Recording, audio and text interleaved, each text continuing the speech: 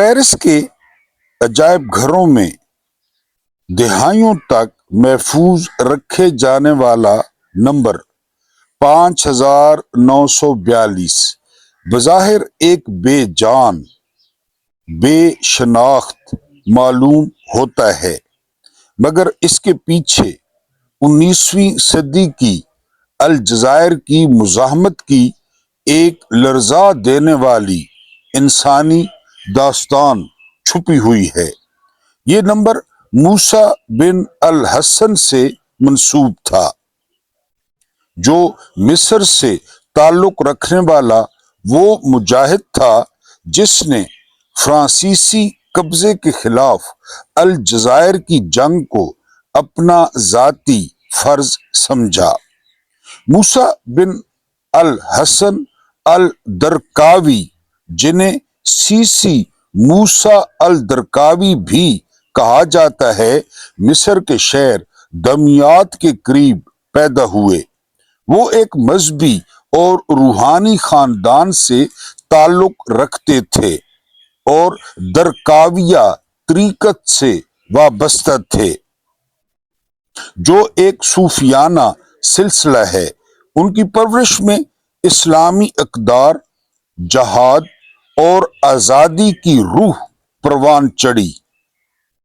19वीं सदी के वस्त में जब फ्रांस ने अलजायर पर कब्जा किया, मूसा ने मिस्र की सरजमीन छोड़कर अलजायर की मदद के लिए सफर किया।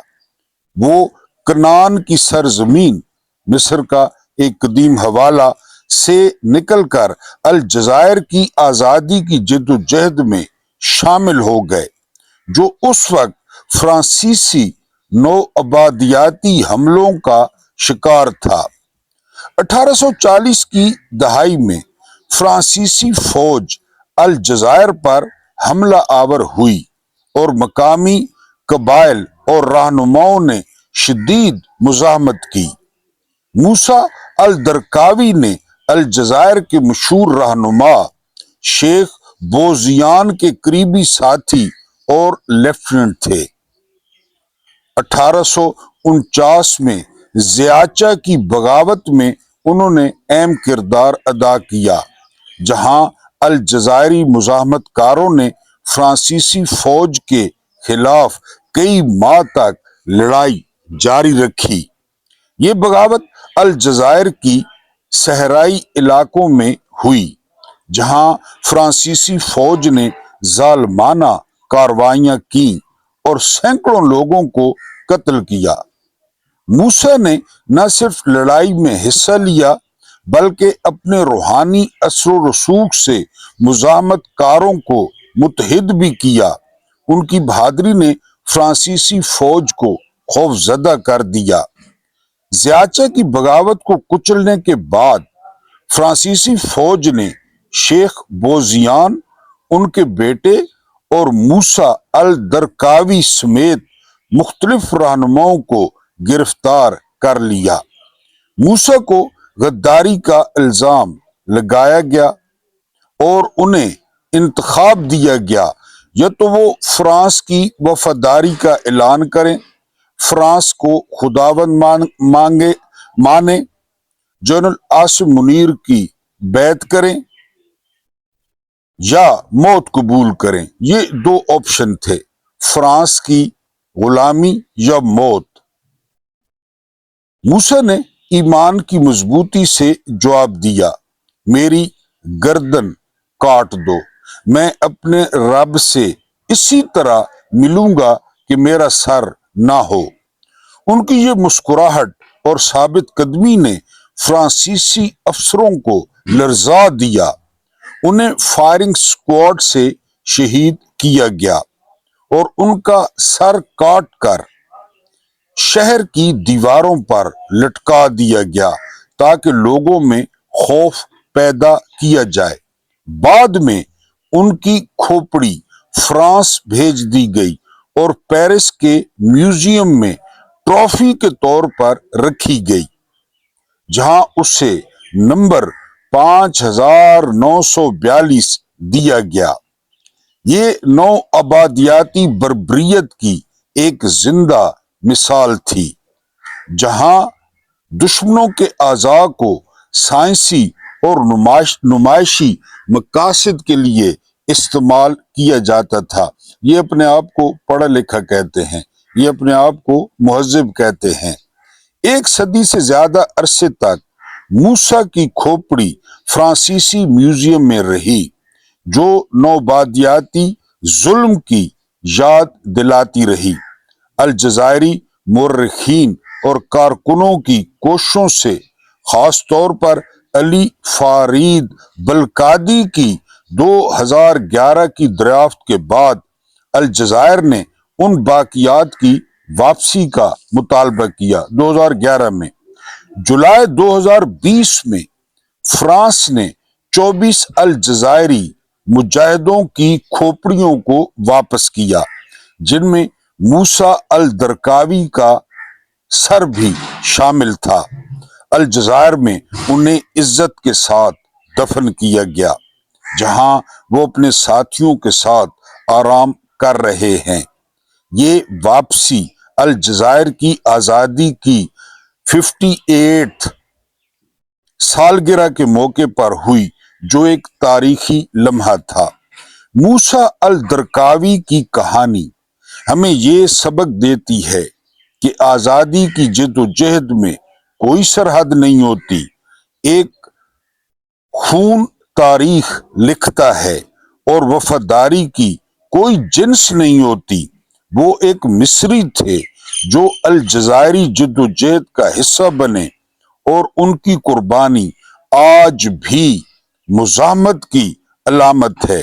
اللہ موسیٰ الدرقاوی پر رحم فرمائے، جو وفاداری اور شہادت کی ایک زندہ مثال ہیں، اور جنہوں نے کہا میرا سر کاٹ دیا جائے تاکہ میں اسی حالت میں اللہ کریم سے ملوں۔ اور آپ اندازہ کریں کہ 1800 جو ہے وہ تقریباً 49 میں ایک کٹا ہوا سر وہ فرانس کے عجائب گھر میں پڑا رہا۔ کیسی شان ہے!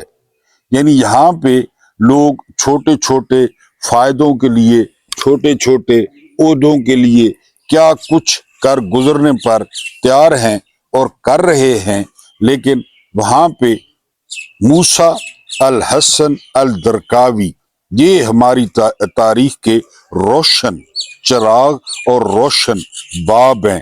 نمبر آپ کو میں نے بتا دیا ہے، یہ نمبر کھوپڑی کا آپ نے یاد رکھنا ہے۔ بسم اللہ الرحمن الرحیم۔ میرا نام محمود نیازی ہے۔ السلام علیکم ورحمۃ اللہ وبرکاتہ۔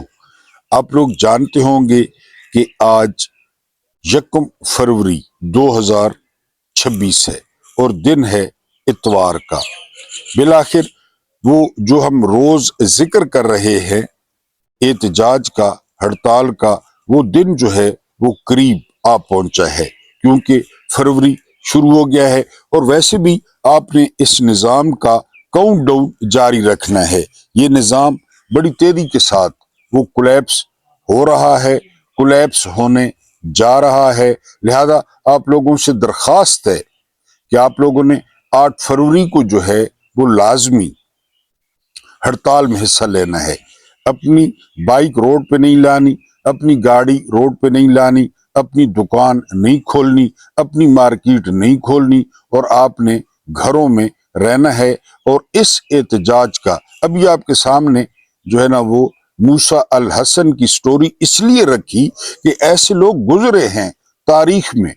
یعنی موسیٰ الحسن کا جو ہے وہ تعلق بھی نہیں تھا الجزائر سے، لیکن انہوں نے مصر سے آ کر قربانی دی کہ مسلمان مشکل میں ہیں، مسلمان مصیبت میں ہیں۔ تو آپ لوگوں نے ایک قیدی کے لیے جو ہے جس کا نمبر 804 ہے، اس قیدی کے لیے آپ نے قربانی جو ہے وہ دینی ہے۔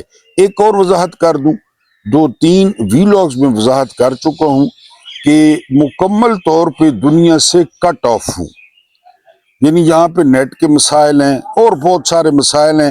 تو ویلاگ اگر تھوڑا کمزور ہو نا تو آپ نے مائنڈ نہیں کرنا، انشاءاللہ جب پروفیشنلی اس کو شروع کریں گے 2-3 دن تک تو پھر معاملات ٹھیک ہو جائیں گے۔ یہاں پہ میں خود اپ گریڈ نہیں ہو پاتا، یعنی یہاں پہ جو ہے نا نیٹ کا اتنا مسئلہ ہے، سگنلز کا اتنا مسئلہ ہے، آپ جانتے ہیں پھر جس طرح یہاں پہ پاکستان میں ٹویٹ کیا جاتا ہے، ٹی وی پہ اور پاکستان ہے، خبروں میں اور پاکستان ہے، اور یہاں گراؤنڈ پہ اور پاکستان ہے۔ تو لہٰذا جو ہے نا وہ اگر کوالٹی تھوڑی اچھی نہ ہو تو آپ نے برداشت کرنا ہے۔ ایک اور وضاحت، وہ وضاحت یہ ہے کہ مجھے بہت سارے میسیجز آئے ہیں، مجھے بہت ساری کالز آئی ہیں، میں نے خود آپ کو نمبر دیا ہے، میں اٹینڈ نہیں کر پا رہا۔ اس کی وجہ یہ نہیں ہے کہ میں اٹینڈ نہیں کرنا چاہتا، بس آپ 2-3 دن گزارا کریں، میں انشاءاللہ تعالی کچھ جواب میں نے دیے ہیں۔ اب دیکھ رہے ہیں کہ گاؤں میں جو ہے نا وہ بہت زیادہ مصروفیت ہے، اور جب میں یہ کام کرتا ہوں نا تو وہ جو رشتہ دار ہے نا وہ تھوڑے ناراض ہوتے ہیں کہ یہ اس کام کے لیے یہاں پہ آیا ہے، لیکن میں چاہتا ہوں آپ کے ساتھ کوئی نہ کوئی آپ کو چیز دے دی جائے، آپ کے ساتھ رابطہ برقرار رہے۔ تو جو مجھے کالز کرتے ہیں، جو مجھے میسیجز کرتے ہیں، ان سے معذرت ہے، وہ جو ہے نا ناراض نہ ہو، معذرت قبول کر لیں، ناراض نہ ہوں۔ ابھی میں بہت زیادہ جو ہے نا ادھر گاؤں میں وہ پھنسا ہوا ہوں اور مصروف ہوں، اس وجہ سے، ورنہ انشاءاللہ آپ سے رابطہ ہوگا۔ اور اگلا جو پیغام ہے وہ پیغام یہ ہے کہ ابھی تک آپ نے چینل کو سبسکرائب نہیں کیا، آپ پہلی دفعہ ہمارے چینل پہ آئے ہیں تو آپ سبسکرائب کریں، آپ دوستوں سے کروائیں، اور اس کے علاوہ آپ چینل کو لائک کریں اور شیئر کریں۔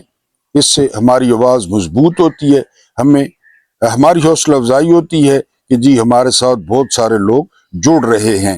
سب سے پہلے بری خبر آپ کے سامنے رکھنی ہے، کیونکہ یہاں پہ جو بری خبریں ہیں وہ آپ کو پتہ ہے زیادہ ہوتی ہیں۔ 11 روپے کا اضافہ کر دیا گیا ہے ڈیزل کی قیمت میں، 11 روپے، اور ڈیزل کی جو نئی قیمت ہے وہ ہے 268 روپے۔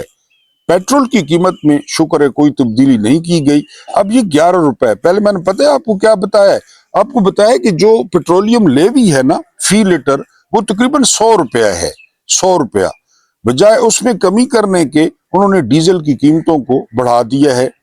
پیسے چاہیے، پیسے اکٹھے کرنے، اور سب سے بہترین طریقہ پیٹرول ہے، ڈیزل ہے۔ اور آپ یہ بھی جانتے ہیں کہ ڈیزل کی قیمت اوپر جاتی ہے تو جو ساری ٹرانسپورٹیشن ہے وہ اس میں انوالو ہو جاتی ہے، اور قیمتیں بڑھ جاتی ہیں، کرائے بڑھ جاتے ہیں۔ تو بہرحال یہ بہت بڑا جو ہے وہ اضافہ ہوا ہے۔ اس کے بعد اگلی خبر جو آپ کے سامنے رکھنی ہے، وہ آج کل پھر ایپسٹین فائلز وہ مارکیٹ میں آ گئی ہیں، اور اس وقت ان کا مارکیٹ میں آنا کیا شو کرتا ہے؟ وہ یہ شو کرتا ہے کہ جو ہے نا ٹرمپ کو مجبور کیا جائے کہ وہ ایران پہ حملہ کریں۔ یعنی آپ بتائیں نا، ان فائلز میں کہا جا رہا ہے کہ تقریباً 1 لاکھ قابل اعتراض تصاویر ہیں، اور جس میں ہمارے جو پیر و مرشد ہیں اسٹیبلشمنٹ کے، ڈونلڈ ٹرمپ، وہ بھی شامل ہیں، بڑے بڑے لوگ شامل ہیں اس میں۔ تو ایپسٹین فائل کا بڑا ذکر ہو رہا ہے، اور خاص کر اس کو اسرائیل پروپیگیٹ کر رہا ہے تاکہ ایران پہ جو ہے وہ حملہ کیا جائے۔ اس کے بعد اگر ہم اگلی بات کریں تو کچھ جو ہے نا وہ انفارمیشن آئی ہے کہ امریکہ اور ایران کے درمیان کوئی مقصد جو ہے وہ مذاکرات ہونے جا رہے ہیں۔ اس کی تصدیق علی لاریجانی نے بھی کی ہے۔ علی لاریجانی آپ جانتے ہیں یہ قومی سلامتی کے سربراہ ہیں، ایران کے بڑی اہم پوزیشن پہ ہیں، اور سید علی خامنہئی کے یہ مشیر بھی ہیں۔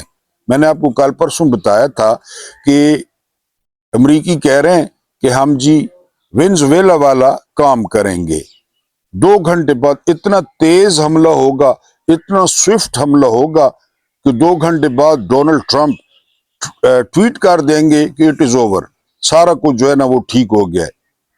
لیکن امریکہ کو بتانے والے بتا رہے ہیں کہ سید علی خامنہئی نہ مادورو ہیں اور نہ ایران وینزویلا ہے۔ میں نے آپ کو بتایا تھا کہ امریکی فوج کہہ رہی ہے کہ ہم اس کو آخری جنگ سمجھ کے لڑیں گے، یہ جو روز روز کی چخ چخ ہے نا اس سے جان چھوٹے۔ اور یہ بھی خبریں آ رہی ہیں کہ سب سے بڑا ٹارگٹ اس وقت جو ایران کا ہے وہ ابراہیم لنکن جو بیڑا ہے، پتنی اربوں ڈالرز کا وہ بیڑا ہے، اس پہ F-35 موجود ہیں، میزائلز موجود ہیں، ہر چیز اس پہ موجود ہے، اور وہ ایران کے قریب ہے کہ ہم اس پہ ڈرونز اور میزائلوں سے اتنا بڑا حملہ کریں گے کہ وہ ابراہیم لنکن پہ آخری حملہ ہوگا۔ اگر وہ بیڑا ڈوبتا ہے اور ایران ڈبو بھی سکتا ہے تو یہ بہت بڑی جو ہے وہ شرمندگی ہوگی امریکہ کے لیے۔ پھر ایران آبنائے ہرمز کو بند کر سکتا ہے، یہ میں نے آپ کو پہلے بتایا تھا، یہ راہداری ہے تیل کی، دنیا کا 40% تیل اس کوریڈور سے گزرتا ہے۔ اگر ایران آبنائے ہرمز کو بند کرتا ہے تو پھر آپ اندازہ کریں کہ دنیا میں کیا ہوگا، 40% تیل۔ تو بہرحال مختصر بات یہ ہے کہ نہ سید علی خامنئی مادورو ہیں، نہ ایران وینزویلا ہے۔ ایران ریٹیلیٹ کرنے کا سوچے گا نہیں، ایران ریٹیلیٹ کرے گا، اور ایران اپنے رجیم کو بچانے کی پوری کوشش کرے گا، اور وہ پوری صلاحیت بھی رکھتا ہے۔ احتجاج ہوا، اس میں کوئی شک نہیں ہے، اور پھر احتجاج جرمن بھی ہو سکتا ہے۔ لوگ، مہنگائی ہو گئی، ڈالر جو ہے نا وہ اتنا مضبوط ہو گیا، اور وہاں پہ معاشی بدحالی۔ تو بہرحال رجیم چینج جو آپریشن ہے وہ میری ذاتی رائے میں ایران میں نہیں ہوگا۔ اس سے کے بعد جو اگلی خبر ہے وہ ہے بلوچستان، یعنی آپ اندازہ کریں کہ 2 دنوں میں 132 دہشت گرد وہ مارے جاتے ہیں، لیکن اس کے علاوہ 15 جو جوان ہیں وہ شہید ہوتے ہیں۔ اس کے علاوہ جو تقریباً 28 شہری ہیں وہ شہید ہوتے ہیں۔ بیک وقت اتنا بڑا حملہ ہوتا ہے بلوچستان پہ۔ کل کا ویلاگ ذہن میں رکھیں، شام والا، اس میں میں نے کیا سوال کیا تھا؟ اس میں میں نے سوال کیا تھا، تھمبنیل پہ سوال موجود ہے کہ کیا بلوچستان میں سب اچھا ہے؟ یہ کل والا تھمبنیل تھا، اور پھر آپ دیکھ لیں 12 شہروں پہ حملہ ہوتا ہے۔ انتہائی خطرناک بات یہ کہ وہاں پہ عام لوگ OBLA کے ساتھ موجود ہیں، سیٹیاں مار رہے ہیں۔ کوئٹہ، پنجگور، گوادر، دالبدین، یہ سارے شہر اس میں شامل ہیں۔ اسی حکومت کی تعریفیں کر رہے تھے DG ISPR صاحب کہ یہ حکومت زبردست ہے، سندھ زبردست ہے، پنجاب زبردست ہے۔ یعنی میں نے کل بھی عرض کیا تھا کہ جب تک لوگوں کی محرومیاں دور نہیں کریں گے، معاملہ جو ہے وہ ٹھیک نہیں ہوگا۔ لوگوں کی محرومیاں دور کریں، لوگوں کو ایجوکیشن دیں، اور سب سے جو امپورٹنٹ بات ہے وہ یہ کہ اپنا کام کریں، اپنا کام، یہ ہے آپ کا کام۔ یعنی جتنے یہ دہشت گرد مار چکے ہیں روزانہ کی بنیاد پہ، وہ پتہ نہیں پھر کہاں سے آ جاتے ہیں، سوال ہے۔ اچھا، اس وقت پوری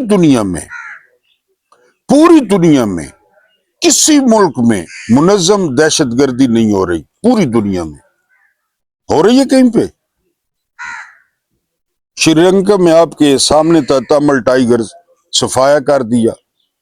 یہاں پہ محسن نقوی کہتا ہے کہ SHO کی مار ہے، ایک چھٹا ماریں گے۔ یہ ڈی چوک ہے کہ ایک چھٹا ماریں گے؟ یہ مرید کے ہے کہ ایک چھٹا ماریں گے؟ تو مارے نا چھٹا۔ اور طلعت حسین پتہ کیا کہہ رہا ہے؟ طلعت حسین کہہ رہا ہے کہ وہ PTI نے جو احتجاج کا اعلان کر رکھا ہے نا، اور احتجاج کرنے جا رہی ہے، تو یہ معاملات، اور اندازہ کریں۔ یعنی میں نے تو ان کو مشورہ دیا ہے کہ پہلی جنگ عظیم کا الزام وہ PTI پہ دھر دیں، دوسری جنگ عظیم کا الزام PTI پہ دھر دیں، یا جو کچھ پاکستان میں ہوا ہے اس کا الزام PTI پہ دھر دیں۔ اب یہ بھی ٹویٹ PTI کے خلاف جا رہا ہے۔ میرا ویلاگ پچھلا اٹھائیں، میں اتنا بڑا، آپ کو پتہ ہے، نہ صحافی ہوں، نہ جو ہے نا وہ کوئی میرے سورسز ہے، نہ میں کلیم کرتا ہوں، لیکن آپ پچھلا ویلاگ اٹھائے نا، میں نے آپ کو ایک بات بتائی تھی کہ ایران میں جب مظاہرے ہو رہے تھے نا ایران میں، تو CIA کے ایک سابق سربراہ ہیں مائک پومپیو، اور سابق وزیر خارجہ ہیں، مجھے مستقل سننے والے ان کو یاد ہوگا، انہوں نے ٹویٹ کیا تھا۔ ایک تو انہوں نے ایرانی احتجاج کرنے والوں کی حمایت کی تھی، چلو ٹھیک ہے۔ دوسرا انہوں نے اگلا ہدف بتایا تھا بلوچستان، سیستان، یعنی جو بلوچستان ایران کی سائڈ پہ ہے وہ سیستان ہے، جو اس سائڈ پہ ہے وہ بلوچستان ہے۔ اب mic Pompeo CIA director, mic Pompeo وزیر خارجہ، وہ ٹویٹ کرتے ہیں، وہ ایران کے ساتھ ساتھ بلوچستان کو بھی لپیٹ میں لے لیتے ہیں۔ تو اب آپ ڈاٹ کنیکٹنگ خود کر لیں کہ یہ کس کا ایجنڈا ہے، کون سی باتیں منوانی ہیں اس رجیم سے مزید۔ اب یہ جو معدنیات کا چورن بیچتے ہیں وہ معدنیات بلوچستان میں ہے، بلوچستان میں یہ حال ہوگا، اور اس کو جس طرح انڈیا پیش کر رہا ہے اس نے پیش کرنا ہے، ظاہر ہے اس کا کام ہے۔ Everything is fair in love and war, محبت اور جنگ میں سب جائز ہے۔ وہ ہمیں کھلے عام دشمن کہتے ہیں، سمجھتے ہیں، تو ان کا پروپیگنڈا آپ سن لیں۔ تو یعنی اگر آپ نے پاکستان کو جوڑنا ہے تو پھر آپ عمران خان کو باہر نکال دیں، عمران خان کو لے آئیں اور بالکل پیچھے ہٹ جائیں، بالکل پیچھے۔ یعنی آپ یہاں پہ یقین کریں کہ جو صورتحال ہے نا وہ یہ ہے کہ فوج کو اور پاکستانیوں کو جنرل عاصم منیر اور پاکستان میں سے کسی ایک کا انتخاب کرنا ہوگا۔ پاکستان جنرل عاصم منیر کے باپ کی جاگیر نہیں ہے، پاکستان جرنیلوں کے باپ کی جاگیر نہیں ہے، DG ISPR کے باپ کی جاگیر نہیں ہے۔ یہ بنایا تھا قائد اعظم نے، اس کا خواب دیکھا تھا ڈاکٹر اقبال نے، اور ان کے سامنے عام لوگ تھے۔ قائد اعظم سمجھ تو گئے تھے ان کی جو ہے نا وہ کاروائیاں۔ جب سب سے پہلے سردار عبدالرب نشتر نے شکایت کی تھی ایوب خان کی کہ یہ سیاست میں بڑی دلچسپی لیتا ہے، اور قائد اعظم نے خود بھی دیکھا ان کا کانڈکٹ رائل آرمی کا، تو سٹاف کالج کوئٹہ میں ان کو ضرورت پیش آئی کہ انہوں نے واضح طور پہ کہا کہ بندے نے پتر بنو، تم لوگ حلف کی وفاداری کرو، سیولینز پالیسی بنائیں گے، سیولینز، اور تم لوگوں نے اس پہ عمل کرنا ہے، دیٹس اٹ۔ تم سرکاری نوکر ہو، سرکاری ملازم ہو، تشدد اپنی جگہ، سوٹے اپنی جگہ، ڈنڈے اپنی جگہ۔ ابھی جو آپ کو جو ہے نا وہ موسیٰ الحسن کے بارے میں بتایا ہے، جس کا سر صدیوں تک جو ہے نا وہ پڑا رہا فرانس میں، وہ ایک اڈیالہ میں بند ہے، وہ 804 ہے۔ یعنی یہ کہانی پرانی ہے، 5400 سم تھنگ سے موسیٰ الحسن 804 تک کہانی آ گئی، لیکن جو ہے نا آگ کو کھیل پتنگوں نے سمجھ رکھا ہے۔ یہ جو پتنگے ہوتے ہیں نا یہ آگ کو کھیل سمجھتے ہیں، یہ نہیں کسی بات سے ڈرتے، یہ نہیں گھبراتے کسی بات سے۔ عمران خان، اب موسیٰ الحسن نے کیا کہا کہ یا گردن کاٹ دو یا الجزائر، اور فائرنگ سکواڈ کے سامنے کھڑا کر دیا گیا۔ اس نے بیعت کی، موسیٰ الحسن نے بیعت کی۔ عمران خان کیا کہتے ہیں؟ آزادی یا موت۔ یقین کریں کہ یہ ایسٹ انڈیا کمپنی سے زیادہ گہرا، ایسٹ انڈیا کمپنی سے زیادہ مضبوط اور ایسٹ انڈیا کمپنی سے زیادہ ظالمانہ قبضہ ہے۔ 144 دفعہ 144 ایسٹ انڈیا کمپنی لگاتی تھی، 3MPO ایسٹ انڈیا کمپنی لگاتی تھی، بولنے پہ پابندی وہ لگاتی تھی، غدار وہ ڈکلیئر کرتی، دہشت گرد وہ ڈکلیئر کرتی، اکٹھا وہ نہیں ہونے دیتے تھے، احتجاج وہ نہیں کرنے دیتے تھے۔ تو پاکستانیوں اور پاکستان کے سسٹم کو اب انتخاب کرنا پڑے گا جنرل عاصم منیر، جو سرکاری طور پہ 2 دفعہ ریٹائر ہو چکے ہیں، کہ ہم نے ان کی خواہشات پہ چلنا ہے، ہم نے ان کی خواہشات پوری کرنی ہے، یا ہم نے پاکستان کا سوچنا ہے۔ وہ تو وہاں پہ بیٹھے ہیں، بند کمروں میں فیصلے کیے جا رہے ہیں، اور وہ فیصلے گل کیا کھلاتے ہیں وہ آپ کے سامنے۔ کل بلوچستان دیکھ لیں، میں نے آپ کو بتایا کہ بلوچستان کے 17 ضلعوں میں پینے کا صاف پانی نہیں ہے۔ وہ کیا کریں؟ بتائیں وہ کیا کریں؟ تعلیم نہیں ہے، وہ کیا کریں؟ نوکری نہیں ہے، وہ کیا کریں؟ تقریباً ہر دوسرے گھر کا ایک بندہ لاپتہ ہے، وہ کیا کریں؟ تو کیوں نہیں سرنڈر کرتے یہ عمران خان کے سامنے؟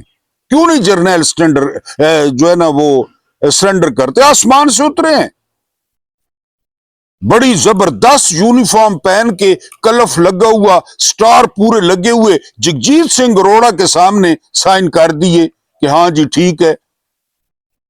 وہاں جو ہے نا وہ موسیٰ الحسن جو ہے نا زرقاوی کی طرح وہاں پہ چھاپا مار جنگ شروع کرتے کہ نہیں جی جنرل نیادی کا یہ استدلال کہ راول پنڈی نے حکم دیا تھا، میں کہتا ہوں کہ وہ چھاپا مار یا گوریلا جنگ شروع کر دیتے کہ ہم لانتی یحییٰ خان کے احکامات کو نہیں مانتے، گو ٹو ہیل، بھاڑ میں جائیں، یحییٰ خان بھاڑ میں جائے، chief of general staff Abdul Hamid Khan بھاڑ میں جائے، ہم نہیں مانتے حکم، ہم سٹرائک کریں گے، ہم مقابلہ کریں گے۔ یہ کیا کون سا ڈسپلن ہے کہ راول پنڈی نے کہا جی کہ آپ ہتھیار ڈال دیں؟ What the hell is this؟ وہ آپ خود فیصلہ کرتے میدان پہ، وہاں تو آپ نے ہتھیار ڈال دیے، اور پھر مرضی کے دہشت گرد۔ میں نے آپ کو بتایا یہ دنیا کا واحد ملک ہے یہاں پہ دہشت گردی کاروبار ہے، اگر دہشت گردی ختم ہوتی ہے تو ان کی کھڑپینچی ختم ہوتی ہے، یہ ارریلیونٹ ہوتے ہیں، ان کو دفتروں میں بیٹھنا پڑے گا، فائلیں دیکھنی پڑیں گی، دہشت گردی ہے تو یہ ہیں، ان کے باپ کا ملک نہیں ہے، ان کو یہ بتائیں، یہ اپنی مدت پوری کریں اور گھر جائیں، پوری تنخواہ لیں، پوری پینشن لیں، مرات لیں۔ کس نے ان کو سٹامپ پہ لکھ کے دیا ہے پاکستان کہ یہ آپ کا ہے؟ کس نے ایفیڈیوٹ دیا ہے؟ 25 کروڑ عوام ایک سائڈ پہ کھڑی ہیں اور یہ ایک سائڈ پہ کھڑے ہیں۔ بہرحال انشاءاللہ مستقبل میں بات ہوگی، رابطہ نہ کرنے کی وجہ سے آپ نے ناراض نہیں ہونا، رابطہ ہوگا انشاءاللہ، سب سے رابطہ ہوگا۔ اللہ پاک آپ کو آسانیاں عطا فرمائے، آسانیاں بانٹنے کی توفیق عطا فرمائے۔ میرا رب کریم آپ کے اور میرے مرحومین کی مغفرت فرمائے، ان کے ساتھ عدل کا نہیں رحم کا اور احسان کا معاملہ فرمائے۔ مجھے برداشت کرنے کا بہت بہت شکریہ۔